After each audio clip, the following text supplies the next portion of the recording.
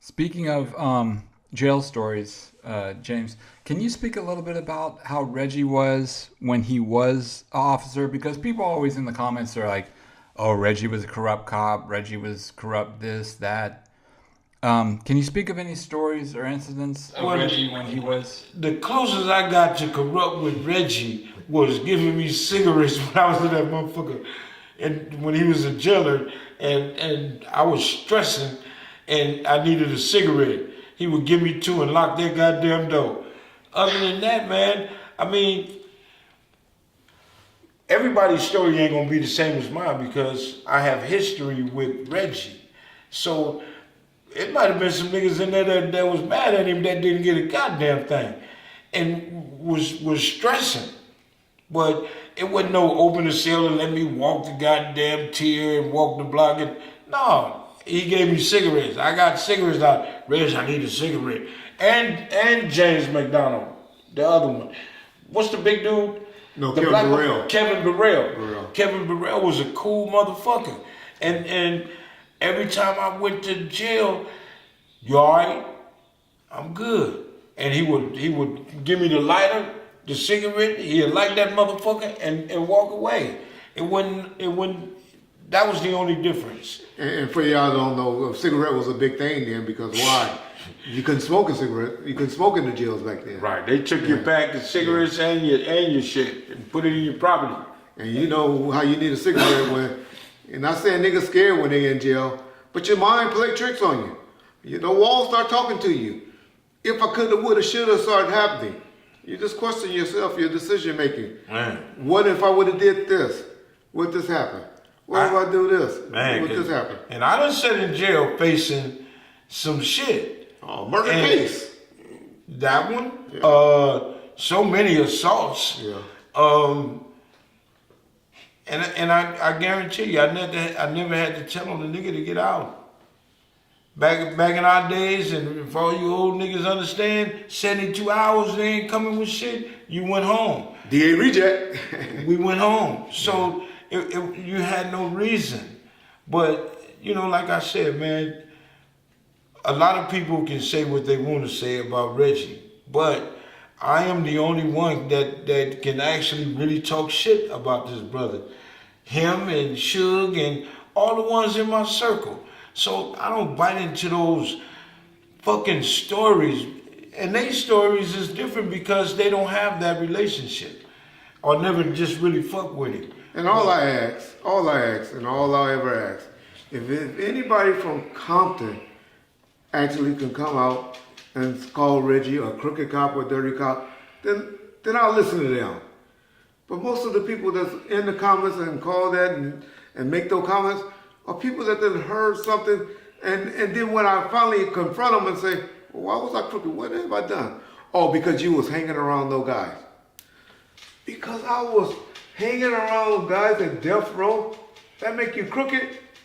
One thing I can always say about those dudes, they gave the respect. Whenever something was about to go down, shit will be like, all right, Red, go outside.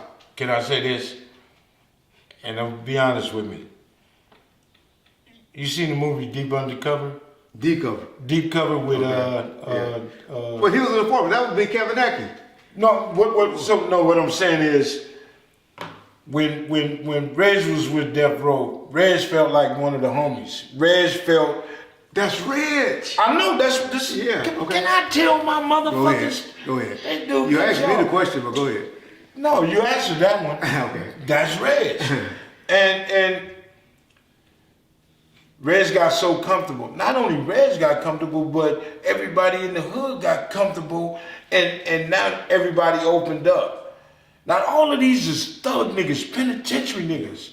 If they accepted it, what is it not to accept? Now he not on the force no more.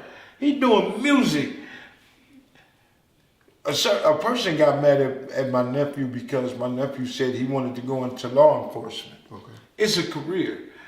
Why would you be mad at him if that's his choice? Yeah. Nobody in the motherfucking hood got mad at you because Reggie Wright Sr. or Jr. became police officers. Yeah. You know what I'm saying? One thing that did for us was We had somebody that was on our level, that understood to us, that rolled through the hood. You know what I'm saying? I done came in my living room when we was living on Pine, seeing some of the toughest dudes sitting in their living room talking to Red. Explain. He done had some dudes came and turned themselves in on murder cases. And said, Red, I gotta go sit down, do this time or whatever. I want you to turn myself in. I want to turn myself in and you take me down there. Because I know you're going to treat me fair. That'd be a cold goddamn interview sitting here with your daddy. Because that's going to be our next one. Look, one time I told your daddy, asked him, I said, Reg, I done hurt too many people. I was on one. I was fucked up. I was going through it. If some of you cats don't know, when you doing some of the shit that we was doing back then, it played in my mind. Yeah. And I told Reg, I said, I did this. Boy, I don't want to hear that shit. I don't want to hear it. And he went off on me. And then he said, man, make that motherfucker take a shower and go sit back some goddamn way. I don't want to hear this shit. And he walked out the door. Reg wouldn't listen to a conversation I had for a long time. Till I had to realize, like, but I was there. My mind was fucked up. Yeah. My mind was fucked up. And we had beat up, when he's talking about me, he's talking about his mom, y'all. Yeah. I had beat up these niggas that was on Carlin, and the police around because niggas got their jaw broke, beat up and shit. And Red's chasing us like a motherfucker. They chasing us. So when we got it, let's call it the comfort zone, Reg came to the house. What James? Tell James that he need to turn himself in. He need to come in and they gonna get him.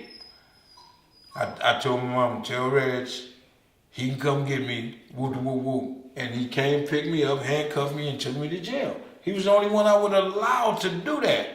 Now, them other ones, y'all wanted to fight me to handcuff me, motherfucker. I'm telling you, and there's plenty of examples like that.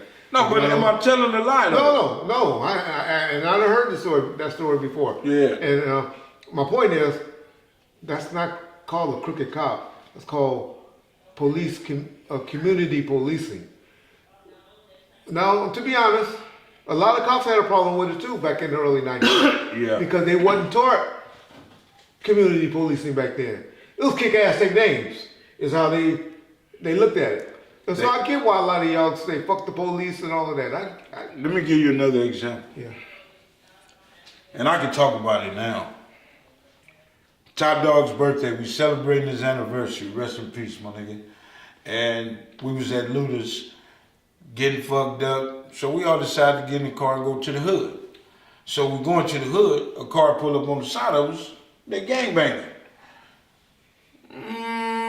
I look, my nigga look, I ain't gonna say who's driving, look. I said, fuck it. Pulled my little 25 out my holster and let them have it, right? Yeah. So we not knowing that is a police car, a car, maybe two cars behind us. So the pursuit is on. So we stabbed the fuck out. Now this certain officer felt once he got me in the county jail, in the substation, that motherfucker, I saw you. You ain't seen me do a motherfucking thing. And he went to hit me. My only reaction was to fight back. If Reggie Wright Sr. wasn't in there, I'd have got packed the fuck out trying to fight this officer. And they were kind of like mad at him because he diffused the situation. Yeah, so would he have did that for somebody else? See, people don't know our history. Yeah. This dude sitting across from me, when we moved on killing, I used to go to the store for his grandma and grandpa.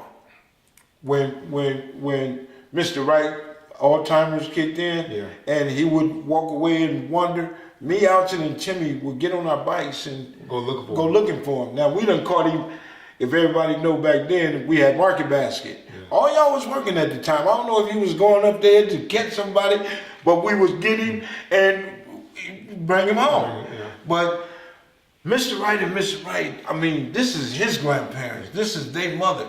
Man, I loved them to death. Yeah. And it wasn't nothing we wouldn't do for them. So our history goes back from the 70s. Yeah. You know what I'm saying? Let me say this, interject right there about Reggie, though. Reggie and his peers and his cop friends and all will tell you, that was always Reggie. Yeah. I wasn't that way. I'm going to be honest, Reggie Jr. was an asshole. But Reggie Sr. was always a community. He knew community policing before there was such word. But he knew everybody before, because I think he was the reader. He was the one to cut your lights off. Yeah, he was. So he knew everybody's family. Was it the lights or the water? Edison. He worked for Edison. Okay. Edison. And he knew everybody because he walked. But he wasn't the meter reader. He was the one that came to your house and be like, you got to have X amount of dollars, and we'll have to cut your lights off. Exactly. But he will cut your lights off. But you know what he would do? And y'all go, and this was how him and Turtle and Gangster and all of them had a great relationship, but not so much Gangster, but Turtle family. He would maybe cut the lights off, and then he'll show him how to cut the lights back on. That's Reggie. Yeah. That's a dude that grew up in the Imperial Courts housing projects. So he would do his job, but he would. So if you call that dirty or crooked or whatever, fucking down to earth, man. Then whatever. Yeah. Period. That's Reggie.